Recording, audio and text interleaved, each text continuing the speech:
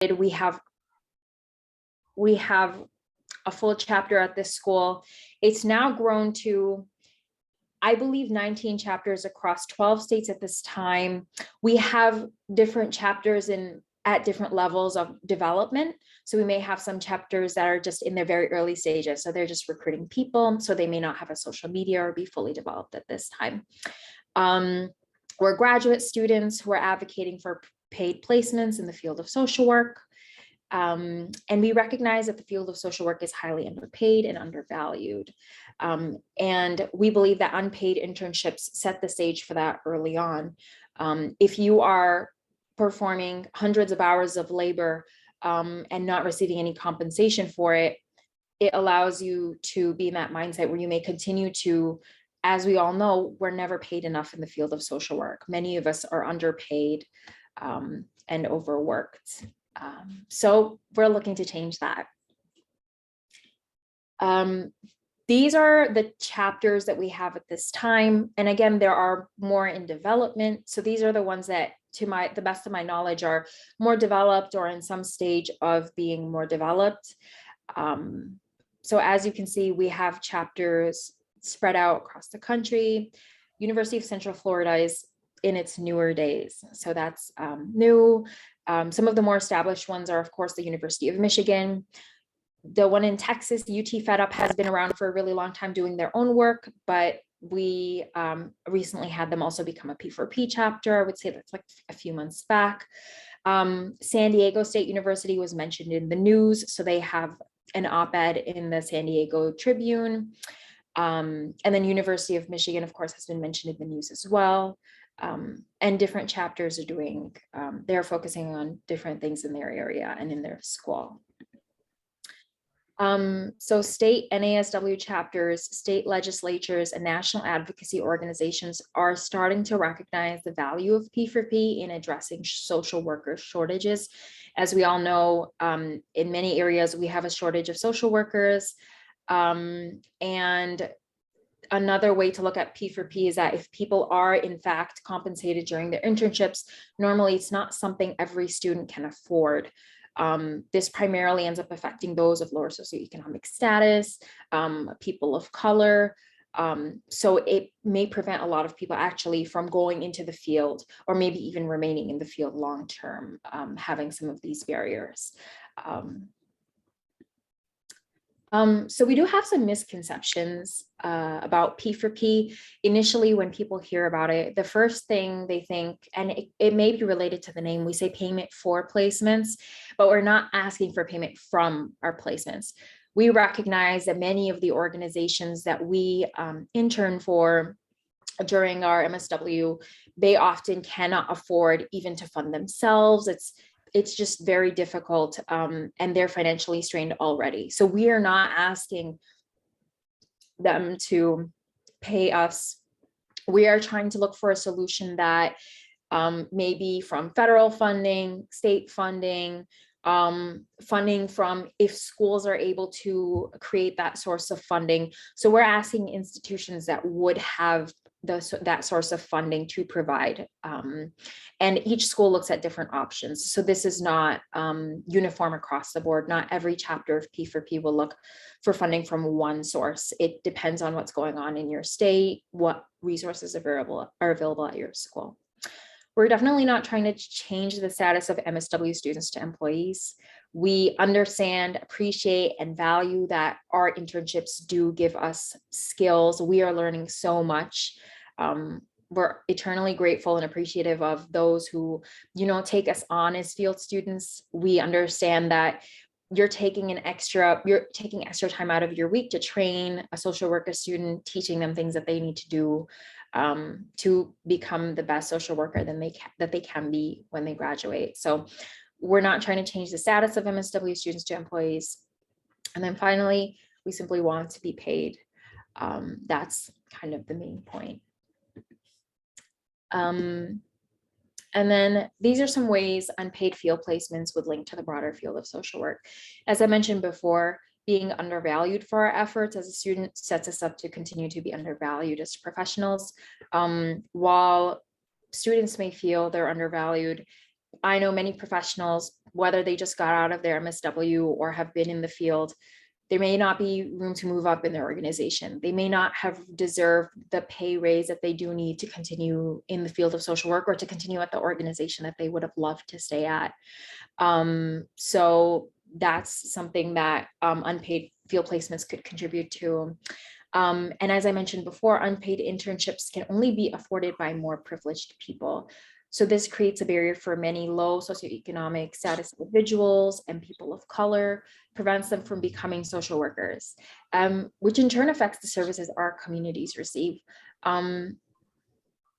It is my belief, and I think the belief of many social workers, that if you bring a breadth of life experience with you, and that makes you a better social worker. And not to say that you can't be more privileged and be a social worker, but we need diversity in social work. We need representation in social work. It's so much more different when you see a social worker that says, I've been there too, I know that experience. So let's hopefully make social work more accessible for everybody. And then social workers are already burnt out by the time they graduate.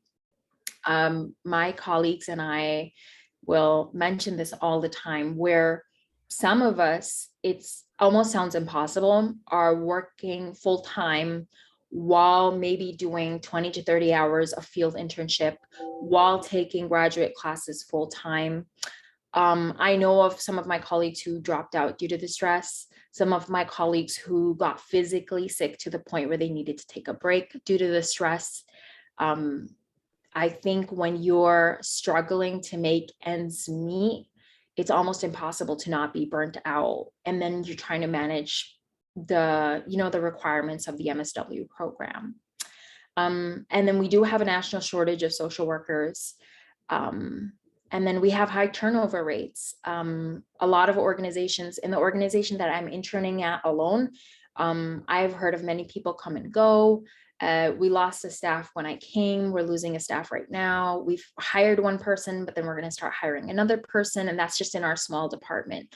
So I would not be surprised to see that across the organization, we have even more turnover in per each different department.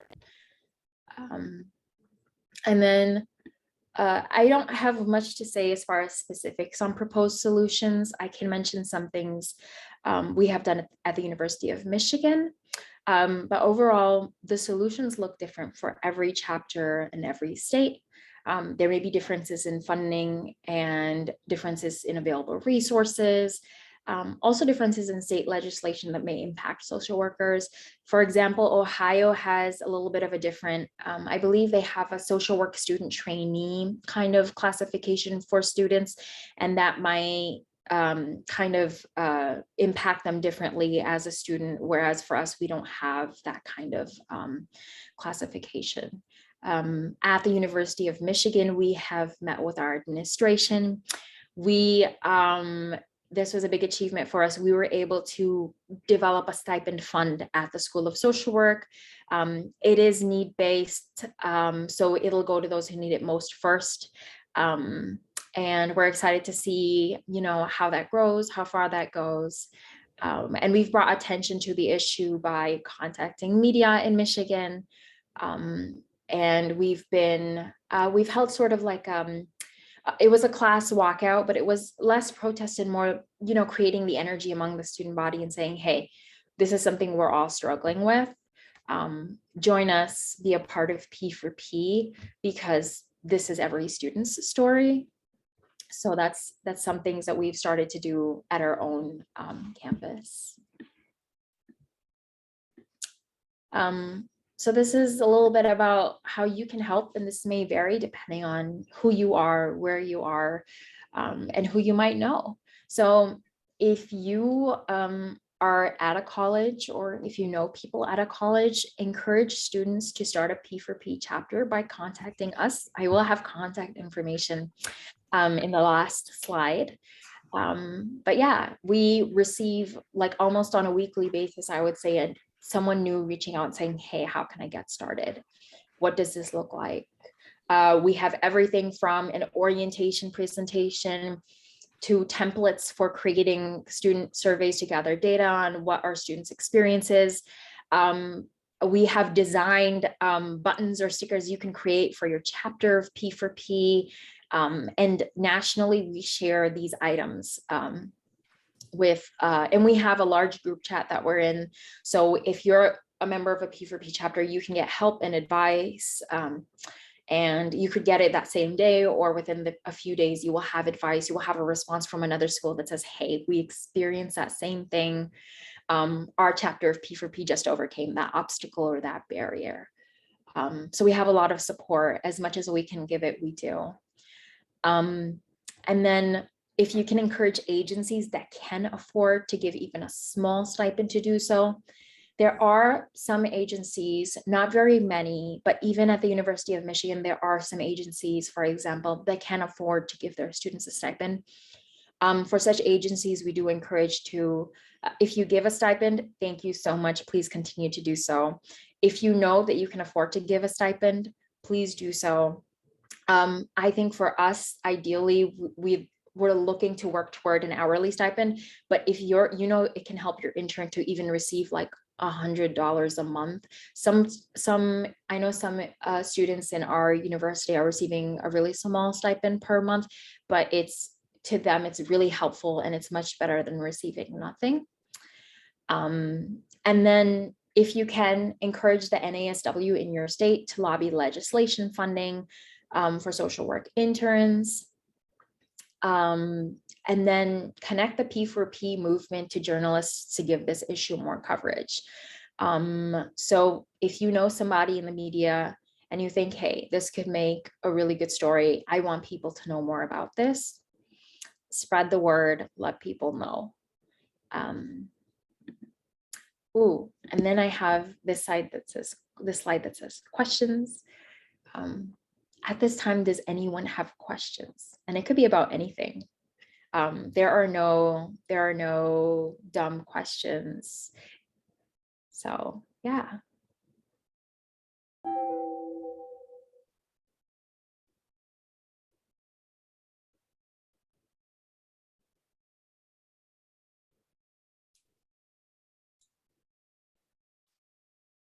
Oh, AJ has a question.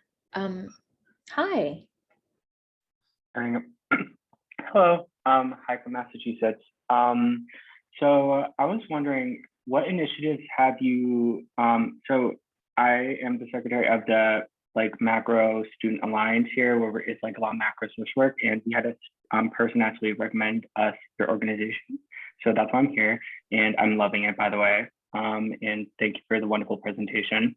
I just want to state that, but because we're kind of starting from scratch a little bit, and I know there's kind of a guide, but do you have any big recommendations that you find that have been helpful for the University of Michigan to help promote it? And in general, just what initiatives have you guys done that have, because we're kind of new into this game. So I just kind of wanted to have some ideas to present to others. Yeah. So I kind of want to clarify your question. Because I want to make sure I'm understanding clearly.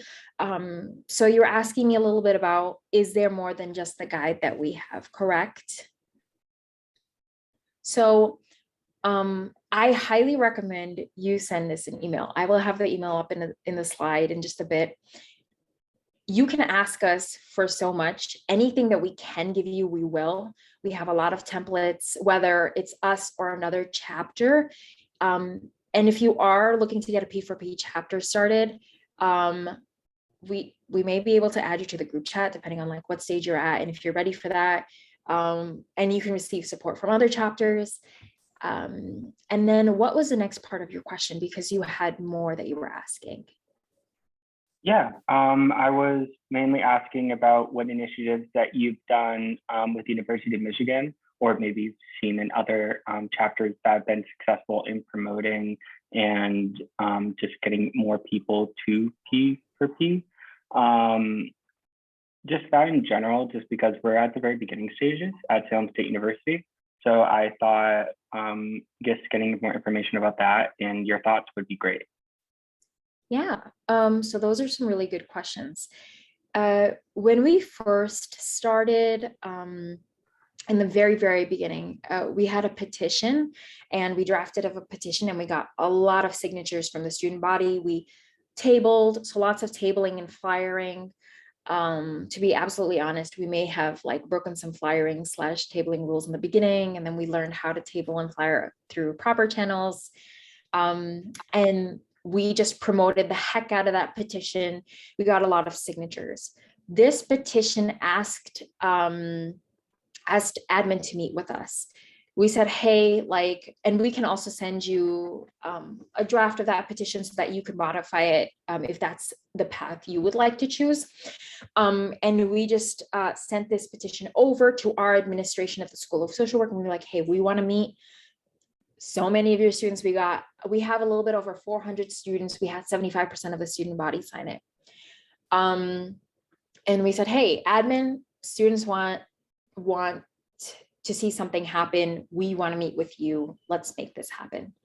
Something that also helped us was getting in touch with local news and trying to find, someone within the local news connections that we did have, and saying, hey, could you do an article on us? Here's something that's happening. We're creating a petition at our school. This is big.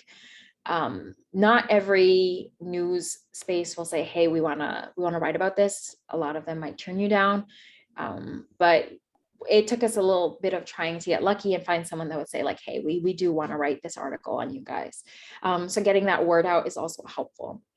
Something that also is helping us and could help you when you do have enough of an idea how you would go about it, or have someone to help you with it. We have an Instagram that's really big, but also on our Instagram, we promote every other chapter's social media. We also have a national social media. So across the board, we may promote media from any other chapter and help other people get the word out about their chapter as well. We're actually expanding that at this time. Something that would help you also get into contact with students is potentially creating a P4P email for your chapter. I highly do recommend y'all reach out to us, because we would prefer that if someone is creating a P4P chapter, that y'all have training and the tools to do all of these things.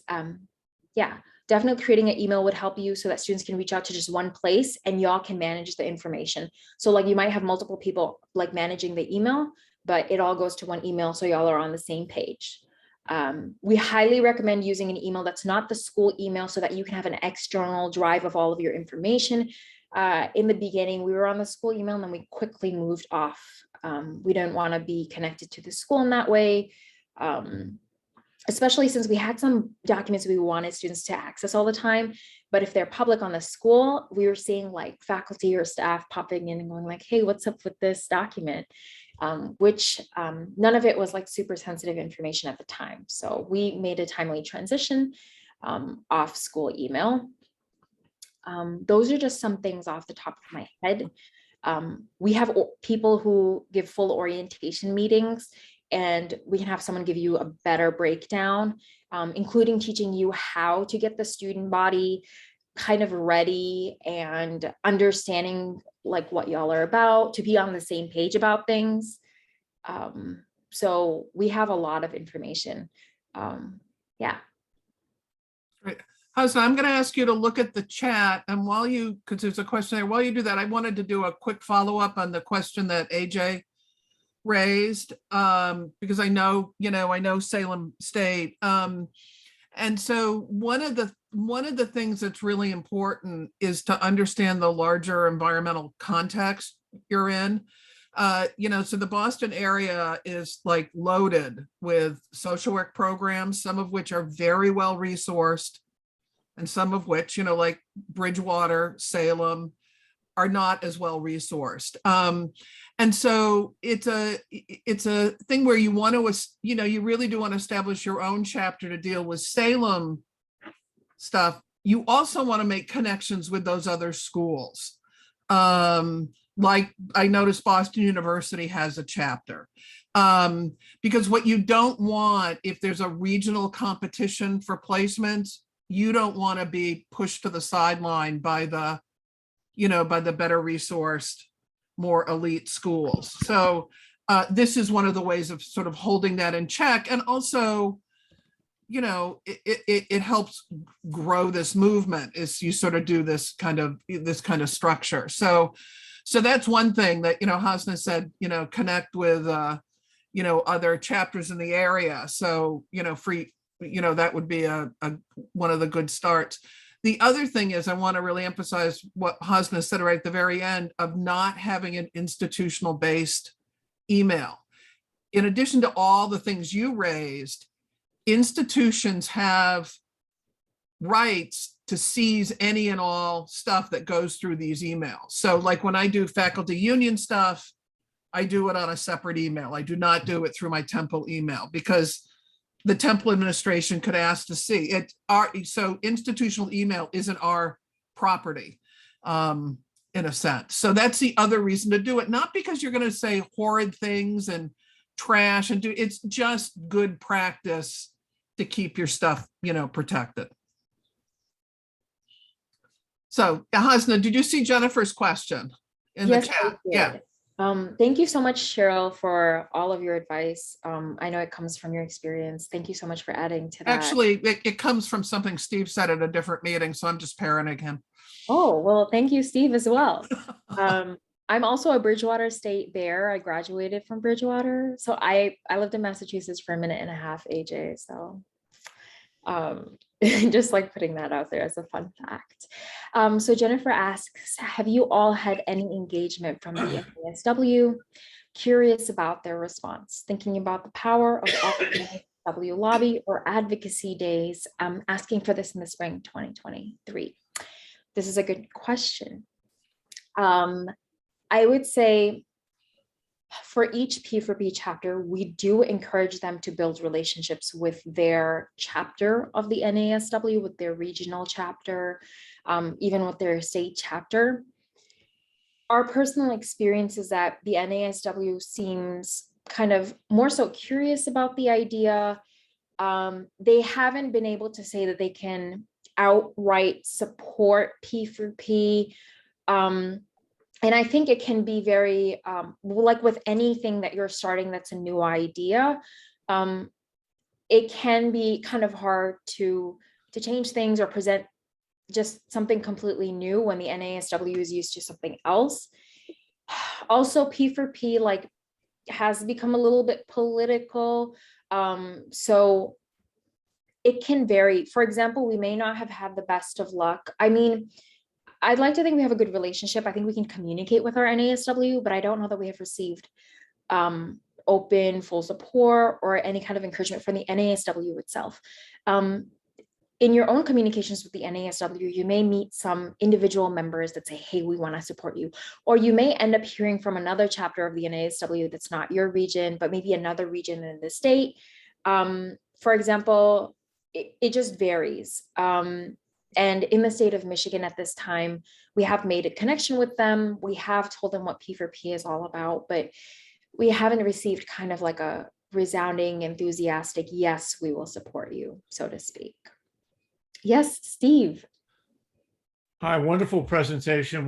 What you've been doing. I know in New York, Pilar and others have done amazing work to capture the attention of NASW and CSWE in ways that haven't happened in a long time. I think one of your strongest points that I want to reinforce is that being underpaid as students lays the foundation for being underpaid the rest of your life. Because the people you're going to work with, one of the things that Cheryl was speaking to earlier, supervisors used to get release time to be able to supervise students. In today's world, most of them do not. They do it as an add-on. And so part of the issue you want to be able to, making the argument around what's been diminished is something that you're fighting for all of us, not just for students, but for all of us, I think is really important. Secondly, I think what you did around data for the person from, the student from Salem, or any new chapter, collecting data, just an easy, whatever the petition said at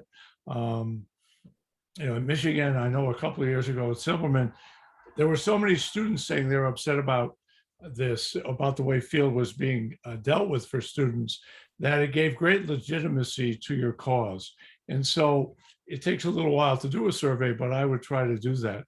The third thing is, don't let anybody throw you off your game, because they will talk you to death. Those of us who are older on here have dealt with NASW and CSWE. Rosemary, I'm looking at you right now, who we want to do things, and yet they'll talk you to death as a way to wait for you to graduate, wait for it to die down. And you want to make sure that you're embedded in what people do. And yes, people need to come and talk with you, but they also need to commit to do something sooner rather than later, because it's all about what people, in organizing, it's only about what people do and not what they say. Thank you so much, Steve, for all of that.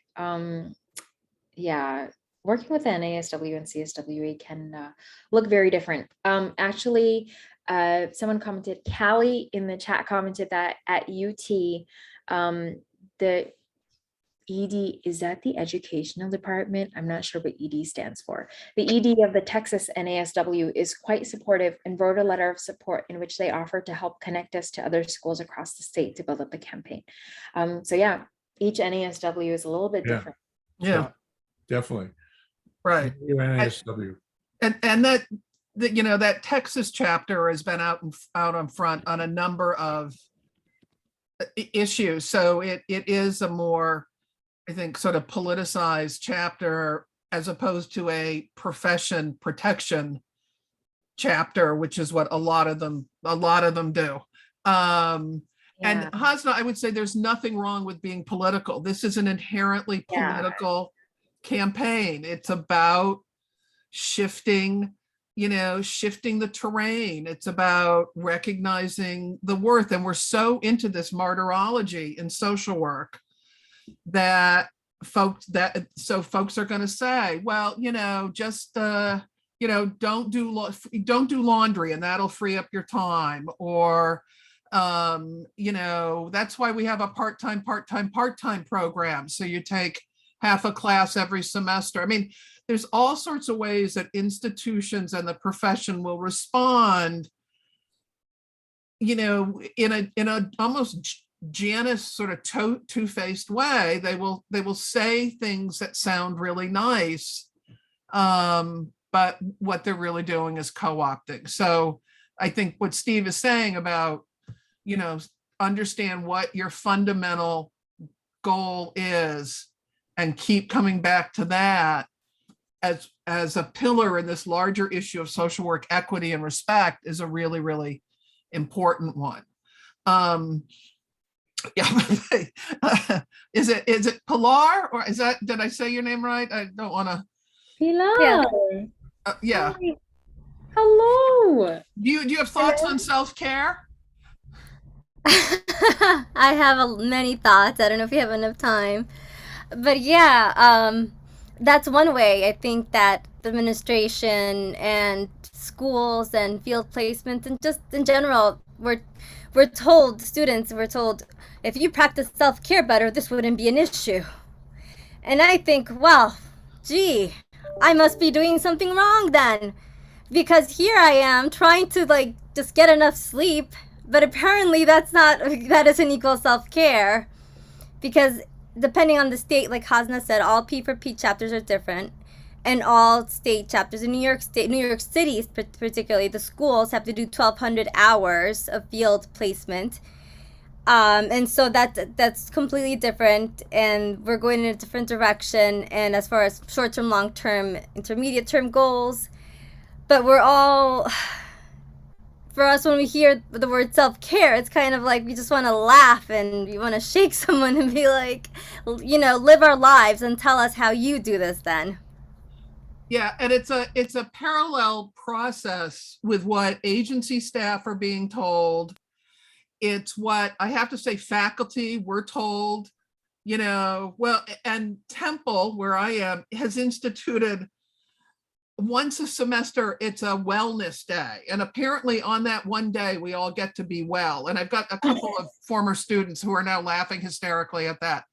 So you're right that it's such a racket to not look at the structural issues. I'm not going to knock anybody getting sleep. I just have never, I don't know what that's like, but yeah. So thanks. There's a couple of interesting comments in the chat. Darlisa, do you want to chime in here? Because you launched this CSWE riff. Yes, hi, thank you. I had heard, Hassan, that you mentioned passing like CSWE. And so it did make, I was curious about what kind of conversations your chapter or maybe others have had or tried to have with CSWE, because within the last month, I think it's been within the last month, time flies, but they sent out, I don't know if you, like they sent out a letter to all their members stating, or reinforcing this idea that, internships are classified from the Department of Labor and stuff. And so it really seemed to me, I just felt that, that fight comes from the advocacy that, payment for placements have been doing, and maybe allied faculty too. Yeah, I just thought if you could talk a little bit about that, because I guess faculty, I'm a faculty member who does pay dues to CSW. Well, I don't have to anymore, right? Now they've switched it recently to schools. But anyway, we might have, I think as faculty, there might be some, some ways that we can push that part of it. But I would love to hear what you guys came across. Thank you so much for that question. And then Pilar has like annoying facial expression from what I can tell, because Pilar knows about this as well. I don't recall the details, but I remember our admin contacted the CSWE, and then P4P had a meeting. I was not at that specific meeting, but it is my understanding that when that went down, this letter was a response to us saying, hey, what about P4P? And then the CSWE clearly just said, hey, it's an internship. And that is kind of the response we are getting from like a lot of people. They will say like, oh, but the internship, it's a learning experience. And I think that's sometimes their response or counter argument to us saying, well, shouldn't someone who's working be paid? Shouldn't an intern be paid just to keep their living costs, because they can't maintain a job on top of their internship. And I think the CSWE, obviously, like they've already come out with their response, but as faculty, if you can continue to keep the conversation alive around P4P, and I think Pilar has the same experience. Pilar is also part of another P4P chapter, and there's a few other P4P folks here, I think, including Callie, I believe, that also know about this experience. But we're not surprised that even our own faculty will say, well, what are you doing right now? Why are you advocating for students? And they almost don't even see it as advocating. They don't see it as us, asking for something that's so important and so needed. They look at us and say, internship is pedagogy. Like, you're affecting that. This is something we should want to do because the value of service. The other day I was looking at the value of service in the Social Work Code of Ethics, and it says something along the lines of, we should be able to offer pro bono services. If out of my master's, I'm getting paid $48K a year, and some of that goes to taxes, I cannot afford to offer pro bono services. I cannot afford to work for free. I personally, and this is a story of many students, I'm sure, I have to put myself through grad school. I put myself through undergrad. I cannot afford. I mean, right now I'm living off my savings. If something happened and they ran out, I cannot afford to potentially continue being in grad school. So even our faculty will sometimes be questioning what we're doing. I think keeping that conversation alive with faculty would be a tremendous help, normalizing this conversation and saying, hey, P4P, has a point. They have something to offer. And even though things have been the same, and internship has been pedagogy, like, let's look to change that. Let's look to make social work a better experience. We don't have to be good social workers at the cost of our mental health and our sanity. I don't want to burn out of this field. I want to enjoy doing what it is I came here to do, which is help people and make a difference in people's lives. Yeah. That's well said. For those of you who don't know, CSWE, the sort of alphabet game we're playing here, is the Council of Social Work Education, and it is responsible for all, among other things, all the standards of accreditation that schools of social work have to, quote unquote, abide by. It's the council that sets a lot of the rules around minimum number of placements, whether or not you can go. And what I can say is the amount of lobbying that field directors did during COVID to try and get CSWE to loosen up and allow telehealth, remote learning, and be more flexible on employment-based placements was both extraordinary and just shouldn't have had to take that much of an effort. That CSWE wouldn't budge and wouldn't budge. And I don't know what finally cracked that, but something did. So CSWE, like a lot of professional institutions, is going to swing towards maintenance and conservatism, even though the profession itself may not be. So it's a huge uphill battle to get CSWE to pay attention to anything outside their very tiny box. Steve? Yeah, I'll be quick. Just two quick things on the pedagogy thing. One is part of why students are so upset is you're supposed to have an hour and a half of uninterrupted supervision that allows for a learning experience. A great question for Salem State and other places to ask on your questionnaire or your survey is how many people get uninterrupted supervision, because the learning is really diminished when it doesn't happen. And certainly in New York, it doesn't happen for a majority of students.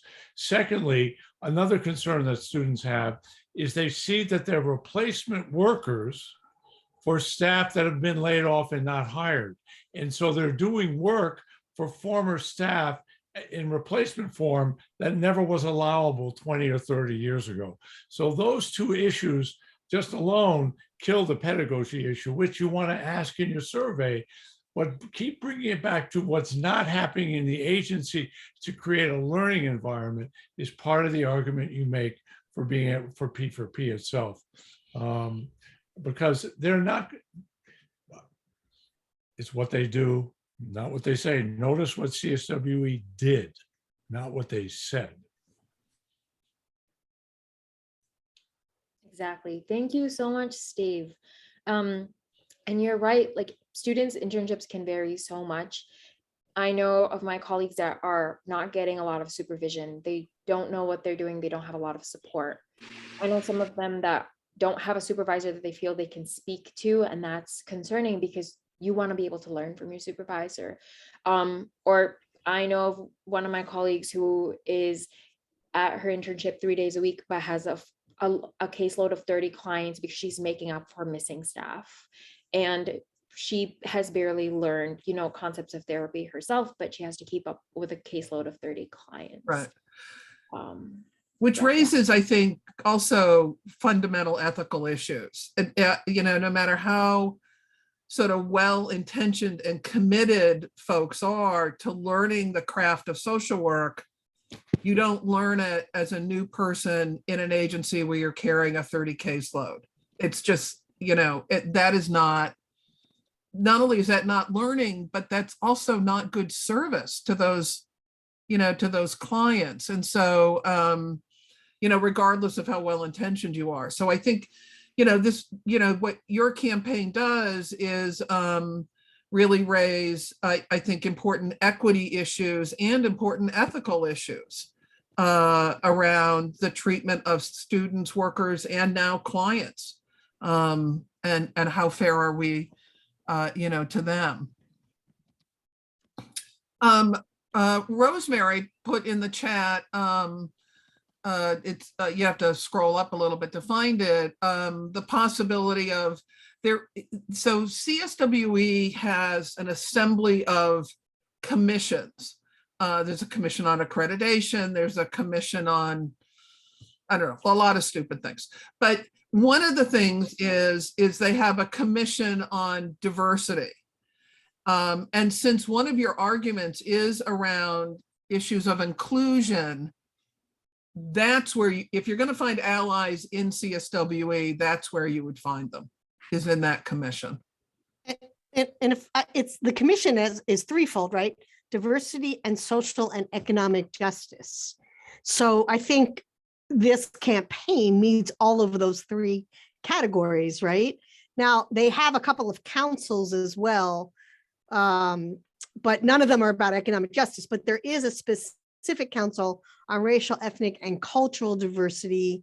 There's also a council on the role and status of women in social work, council on social, sexual orientation and gender expression, and council on disability and persons with disabilities. So they're like subgroups of the commission that do kind of specific work. But I do know a couple people on the commission, and I'm sure I haven't looked at the people on the councils, but I'm sure I know folks on some of those, if that's something you're interested in kind of thinking about. And welcome to think out loud with you. And I think Dorlissa also knows some people there.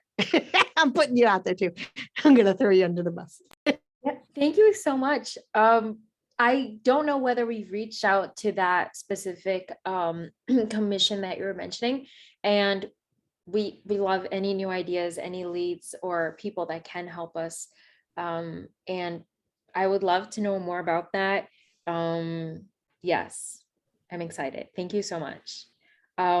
And then if you could please put your email in the chat, I will write it down and send you an email. And Dorlissa too, please. If y'all could put your email in the chat. I also, because I know some people might be like coming and going, I just want to move to the slide of the social media. So that has our national email and our national LinkedIn.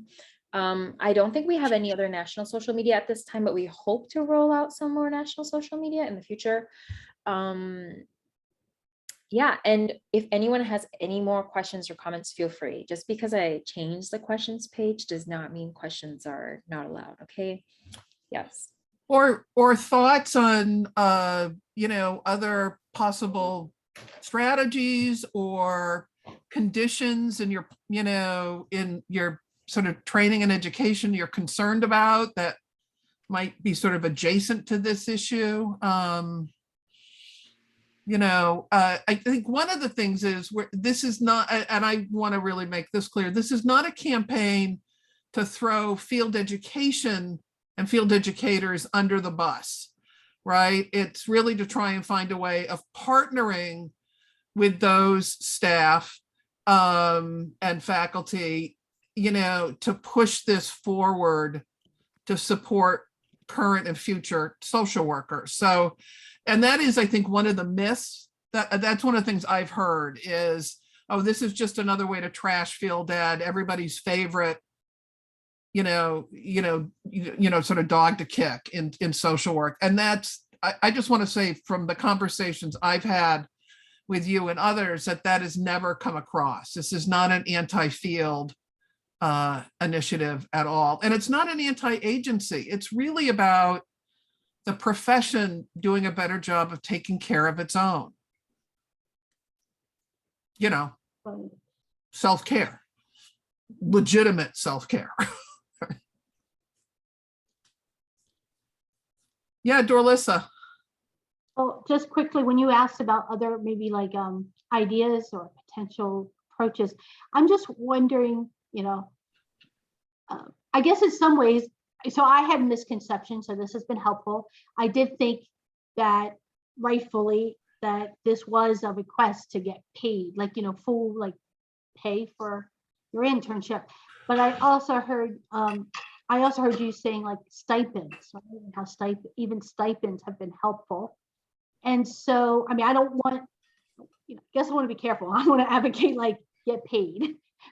Yet at the same time, but I think that's where, maybe CSWE would get hung up, right? Because around labor internships being classified with, can't be an employee. And I'm just wondering if stipends though would be different, because just, I think that could be very different, because I mean, I'm just thinking about how, graduate assistants and other, and other forms of stipends and stuff. So I don't know if you guys have tried that, or you're like, yeah, no, but I was just kind of connecting with what you were saying tonight.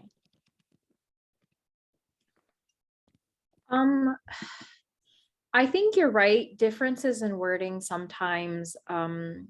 And Pilar, if you have a different experience, you can feel free, or if Callie's still here and Callie has a different experience, y'all can step in as it relates to your chapter.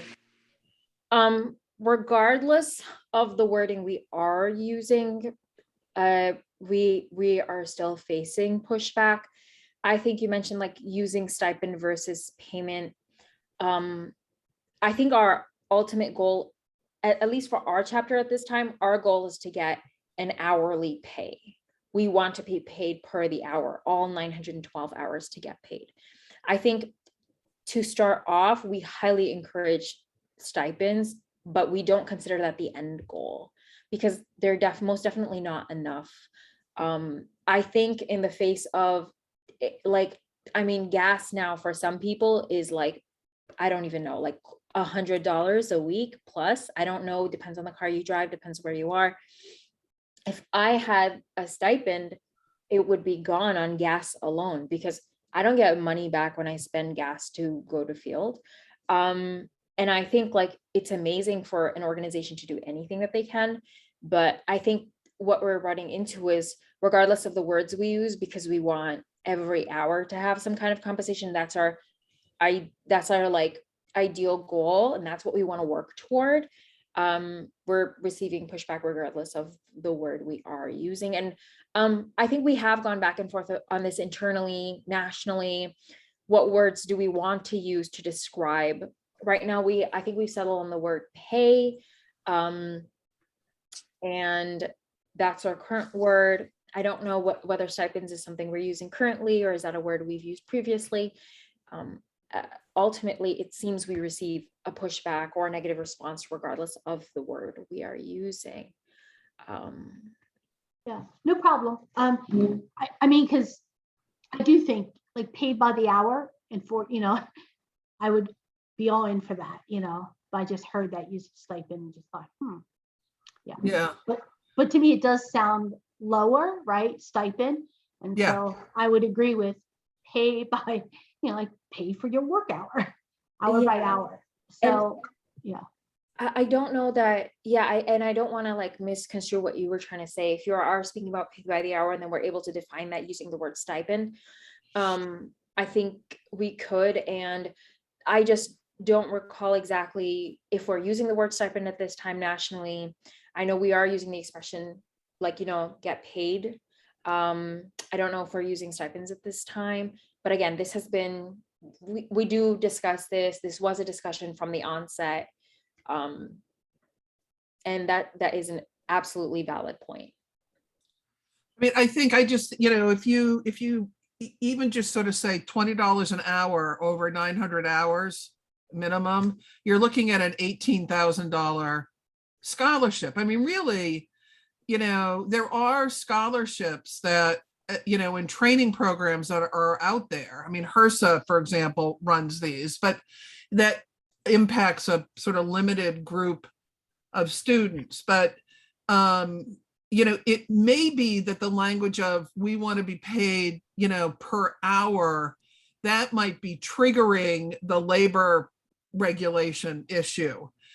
If though you were to just sort of do a basic calculation of our time is worth $18,000 to $20,000, depending on the number of hours, and we start referring to this as a training supplement or scholarship or something like that, that might be language that might turn it, a little bit.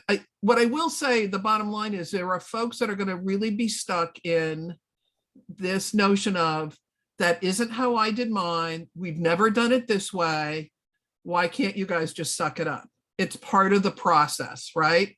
It's like doctors, it's like residents working, these, going for 3 days without sleep, and you hear doctors that have come through that system say, yeah, it's just part of the hazing ritual. It's what toughens you up. And I'm thinking, yeah, that's the guy I want operating on me who's not had sleep for 3 days, So it's that same kind of hazing mentality that we seem to love to do.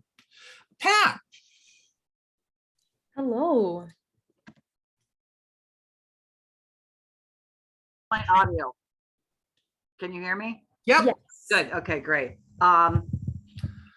So this is sort of, intellectualizing a little bit, but I'm really interested in seeing you do your dissertation, Hasna, on the development of the P4P movement, along with 21st century labor movements like the Starbucks baristas. I mean, I know it's not the same because, employee is not intern, et cetera, but I just wanted to give a note about the intellectual excitement that I think this movement has, and to congratulate you. So that's my comment. Thank you. Pat, where are you based? Where are you from? University of Buffalo. Okay, great. Callie. Yes, likewise. So much gratitude and learning a lot. So really appreciating this conversation. Just in response to the question about stipends, I was curious about that also. I'm newer to our schools. We have a Fed Up chapter as well as the P4P. So I can't speak really in depth to it, but I was just kind of flipping through our notes on it. And at least internally, we've used the language of stipends and hourly wages. So I don't know that, again, from my kind of newer perspective, that we've seen a huge distinction. And, for us in the first year of fields, it's 450 hours for fall and spring. And if you put that at an hourly wage at Austin's living wage, which is about $13, it would be just over $6,000 per student in fields. Again, that would look very differently from final fields when we work more hours. But I guess that sum of money is much lower than, say, 18,000 or something. So for other schools, I guess just putting that perspective out there that, maybe it doesn't always have to be such a large sum of money. And I think there's a lot of value in reaching, like as you were speaking to, Hasna, in reaching for the hourly wages, because it is just so prohibitive for students who are working also. So why would we not ask for what we need? And then if we fall short of that and end up with a stipend as a starting point, I think a lot of folks would be happy as a starting point. So just those 2 cents. Yeah, Pilar. I just want to clarify that the statement that the CSWE sent, I think it was in May, and when we met with the president of CSWE, Darla Coffey, I think that was June 15th. So I'm not sure if the statement was before or after, just for clarification's sake, because at least visually, Darla seemed very empathetic to our plight. And she's also leaving. Yes, we know. We mentioned that too. We did bring that up because we knew that. Something food for thought is, why is it that field education is 3 or 4 credits instead of 1 credit? Because what's the difference between that? That's us being full-time students and part-time students, because according to Darla, we only need 1 credit of field education, yet we are paying for 3 to 4 depending on our school. So just some food for thought as well. That's a really interesting point, because a lot of it has to do with total credits that you have to have, and that's often institute. So like Temple, you have to have a certain number of credits in a program to get approved as a graduate program. CSWE may have similar sort of things, but that's another thing to sort of, in terms of understanding this landscape, is what is hearsay and what is actual things you have, that schools have to abide by. Like, schools that are demanding, 12, 1,500 hours a field, I don't know quite what they're thinking, but CSWE doesn't require that, right? And so it's like, well, what's the threshold? What is there a credit threshold? Is there a, there's, and I think that CSWE memo came out because they're going to reel back in the exceptions they made under COVID. That's what they're positioning themselves to do. And the thing they are most going to go after are the employment-based placements, because a lot of folks went over to there and they really relaxed, that's kind of firewall between the two.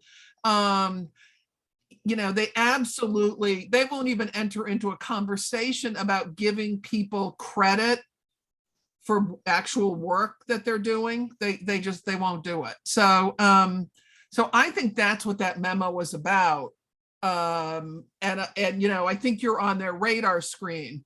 So that'll keep that alive. So you can just sort of see, if you look at the chat, is that a total for a whole program is 900 hours, right? For the MSW? Well, I don't know if Rosemary is saying she thinks that's changing in 2022 EPAs, but at least in the most recent one, they just state that you need 900 hours as a minimum to graduate. But yes, many institutions then go above and beyond because they believe that practice is, like 900 hours just isn't enough. And, and I'm not going to say, I'll be honest, I was a field director at our university for a while. And I thought, oh my gosh, they need more practice, and but now I'm like, honestly, I'm kind of almost at the other end now. I'm like, why internships? Because I feel like the state of affairs of internships in many ways is really no longer the learning and the support like Shirley and I had, and by Steve and others during our MSWs, is that they are, what I see is more so students being used as employees, honestly, that expectation. So you get 30 cases, etc. So anyway, I'm glad I'm being recorded for this. So since I am, I'll just say CSW. Yeah, we're gonna send it, to CSWA with a little pink bow on it. Yeah, go for it. I've been contacted by them on some tweets I have made. Oh, so yes, yeah, because I follow Dorlissa and every once in a while she goes down the rabbit hole and gets herself into a whole lot of trouble. A number of P4P chapters are very active on Twitter. That's how I connect with you guys, is mostly through Twitter, through the different chapters. But yeah, if you want to follow someone fun, follow Dorlissa, because she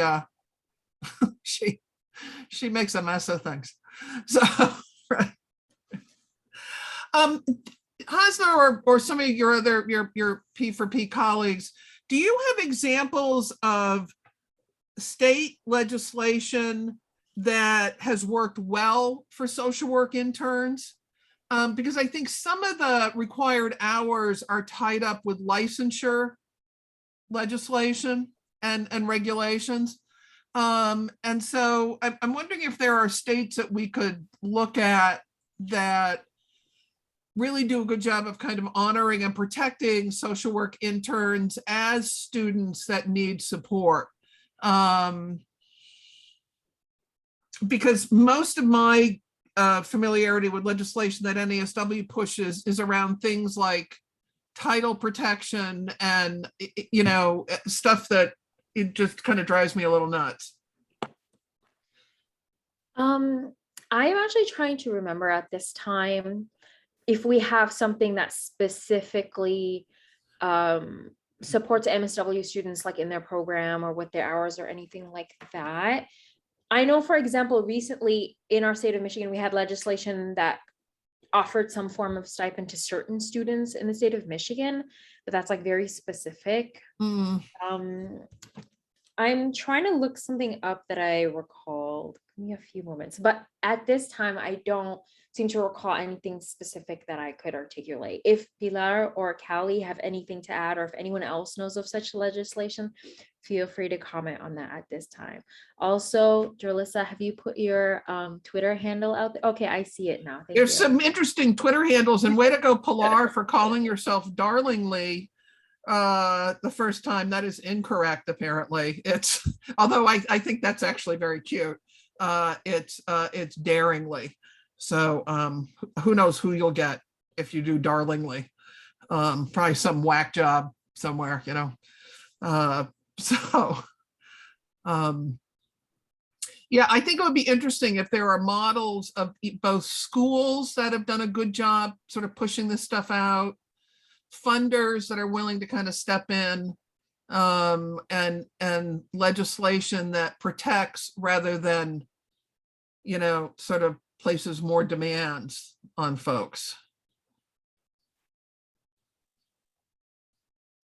There is one chapter, and I think there's more than one chapter, who is getting legislation passed, and I don't remember if they're working with the NASW or they're just working by themselves with certain politicians, but there are chapters that have been successful. I just can't remember which ones off the top of my head. There's like 20 plus chapters, and we're growing.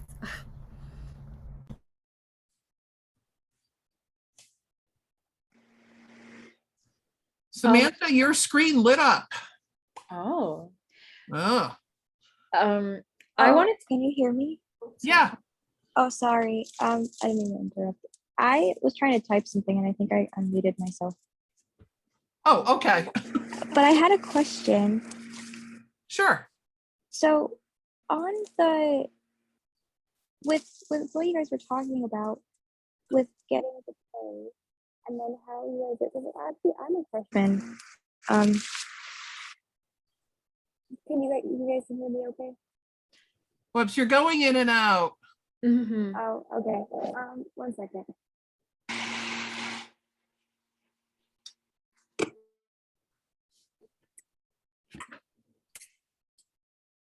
Can you hear me better now? Yes. Okay. So so you guys were talking, so I just finished my freshman year in undergrad, so I'm way new to this. But so you guys are going, so you're saying basically that a lot of people are, when they're in field placement, they're not actually learning, they're going into like basically doing full-time work but not getting paid for it, and was that something that was happening? Right, because you were saying doing 30 cases. Is that like normal for places? It can vary placement to placement. I have honestly heard of colleagues who are begging their supervisors for work, but for weeks on end, they were just making Canva posters and flyers and doing nothing with the rest of their time. So they were denied their learning experience, or they have no connection or support from their supervisor. I think what we're arguing is that regardless, you are at an organization offering your time and your service. I think ultimately whether or not the organization is like actually providing the learning experience is kind of like, it's related, but it's more of like an ethics issue, because they're supposed to provide that space for you to learn.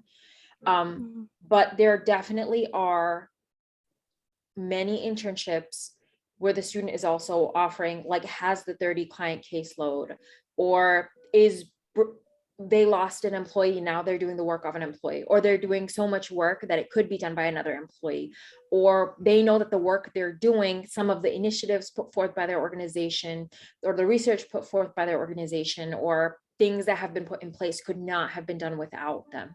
So I think across the board, regardless of the situation, we're saying like that student intern should be valued because they are there and they are supporting the organization. Oh, and before like I had another point to it. So even though people aren't, so basically what I was worried about is, so because of the different variances in the placements and like the work you're doing for the places that are overworking their students, And then you're going to advocate to pay, like, for getting paid, which is like, I'm totally on board with this, but I'm just worried about them possibly justifying overworking people because they're getting paid. Like, that's, I don't know how people, like, would there be legislation that we could possibly try to work through to stop people from doing that? So regardless, that's already happening in the organizations that are choosing to do that. There are people currently as social work students. I have heard of even colleagues that are doing beyond their required hours and their social work placement said, well, we want this many hours. We know this is your first semester of field and you should have less hours, but we're just gonna request more because we want you to do more hours. It was going above our normal stance. And even our faculty said, well, your placement wants you for those hours, just go and do those hours. They were getting counted as those hours, but for example, at least at the University of Michigan, for your first semester, you only do 16 hours of field. That person was doing 24 hours of field when you have a higher course load like that first semester, or that at the semester when you do 16, you have a higher course load. And it's supposed to be like, it's the amount of hours are based on keeping in mind the amount of hours that you would be in class and the amount of assignments you would receive. But their organization said, no, we want you to go over those hours anyways. And then on top of that, there are people just in general overworking. I know one of my colleagues who he knows that he gave more than the 900 hours to his organization. There were weeks where he just would work at midnight because he just do remote work. So like it was a little bit more flex because he could do projects different times, but he would take on a lot of projects. And I would text him and be like, oh, like, how are you? Are you studying? He was like, well, I have this project I want to finish for field and it would be midnight or it would be 11 p.m. It's because he would do a lot of hours in the week. He just wanted to get the most experience, but he didn't realize in that process that he was giving them a lot more hours than he owed them. And the organization took advantage of him in that time. So there's just everyone's experience is varied. They're already being overworked. We're already being underappreciated, undervalued, unrecognized for the work that we're doing. And I think we recognize that each setting varies and we're most definitely not changing. It is up to like social work ethics to define what that internship looks like. It's up to the NASW and CSWE to hold those people accountable. I don't know whether we have something included in what we're doing at this time to address that specifically, but we're definitely not trying to change this to become a job at this time. Like, we recognize that this is still a student intern and we just want to focus on, can we get this student intern paid? Yes, I hope that answers it well. That was a great question and point, Samantha, about the ways in which students might be set up to be exploited. And I think, one of the things, you want to do is you start moving into looking at internships and stuff is, it sounds like you have a really good handle on questions to ask of those internships, because there are still agencies that are terrific and there are agencies that, you can learn even, in the weirdest circumstances, but you want to sort of really, get in touch with what your learning needs are, and can the internship fulfill those? AJ. Yeah, I just kind of wanted to add on to that as well. Especially, I can't really speak for like Massachusetts, but I know that there's definitely a lot of just talking to my colleagues and my fellow students and everything.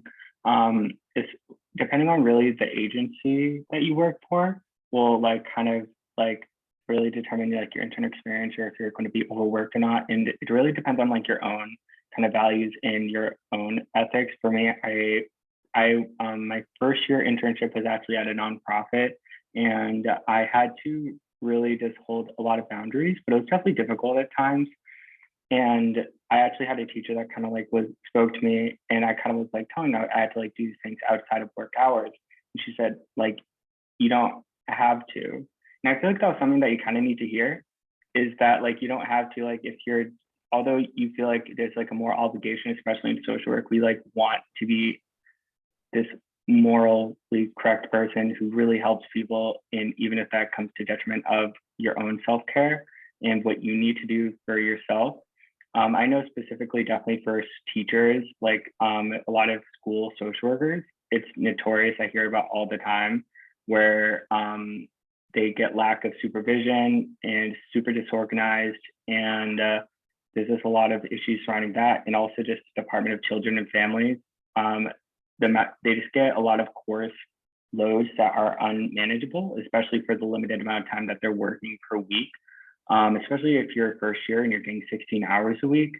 20, I've heard some of my colleagues get like 24 cases and they're only working 16 hours a week. And they also have to travel. And a lot of that isn't compensated, even though it should be. They try to, and it just doesn't happen that way, unfortunately. I don't know the logistics of that because I work remote, but it's just a lot of issues surrounding that. And they're also expecting you to do this on top of taking 4 to 5 classes full time, especially if you're a full-time student. And all those classes require you to pay attention to the readings, pay attention to the like assignments. And because they don't pay you at the internship, you also have to work because you want to like live, which is nice. You know, we like living. Yes. So like, for instance, in my case, I'm still working and doing my internship. And then I try to be involved in student life because, you know, we try to do that. And so you just have like no time. So a lot of this is really about is just improving the quality of life for students in the MSW program, because we deserve to be able to be like involved in student life and be involved in school in our internships without having to worry about financials as much. I know that can't compensate everything, but just if we at least got paid, then we could at least have kind of like a work-life balance that's more manageable and better for the principles that like social workers really stands on, especially we look at like the NASW code of ethics, where and also just in general, they have all this education where it's like self-care, but then they're also like contradict themselves by having all these requirements and then saying, oh, but you want to do this. But like also they're saying we need more social workers. So it just really contradicts itself. So I think it's really all about that. And so I kind of wanted to add that to answer a little bit of, I think Samantha's question, just to give context. No, I think it's important. And I think one of the huge sea changes has been both the need to work just to like, you know, stay afloat is much more pronounced than it was when I was going through, in part because the cost of living and the cost of education is skyrocketed. And so if you compare that every decade going backwards, you just see this huge uptick in just the expense of education, and then the expense of just sort of daily living. So, you know, I could get by on a sort of crappy part-time job and do my MSW full-time. And it was stressful, but it was completely doable. Whereas now, you know, that you wouldn't be able to, you know, pull that off. The other thing is that the structuring of loans and other ways of financing education has changed dramatically. And this is something I think faculty don't fully understand is, you know, I did take out a couple loans for graduate school, very low interest, you know, and there wasn't this sort of predatory system that there is now that keeps with much higher interest that just goes completely out of control. So, you know, so I think those things, it's, you know, you know, if you want to sort of help faculty understand this, that's, you know, and they can't get their heads around it's just the right thing to do, then it's like, it just is a different animal now. It just is. It's much more expensive to live and to get an education. And I don't even know if we had to put in as many hours as you guys do now. That would also be interesting to see if that's also a change. I do know that when I was getting my MSW, that in my I had a blast at both of my placements, and it was much looser. It was like, what projects was I interested in? You know, all right, let's, you know, we're going to pair you with this staff person and you'll work on this project. Here's some other projects. And the learning happened that way. It wasn't, you know, and it just doesn't sound like there's a lot of that going on now. So that's the other piece of this. We are almost out of time. We have 5 minutes left. Hasna, I want to give you a final say before we wrap up. Thank you so much. I'm not sure what the final say consists of. I thank you so much, first of all, Cheryl, for having P4P. Thank you so much to everyone who gave insight, Pilar, Callie, anyone else from any other P4P chapter, anyone who's given us advice so far, AJ, thank you for all of the questions. This has been just a wonderful time to talk about all of this. I loved hearing from everybody. And whenever y'all want, please feel free to reach out to P4P for any support that we can give you as social work students. If you have questions, if you have ideas. Thank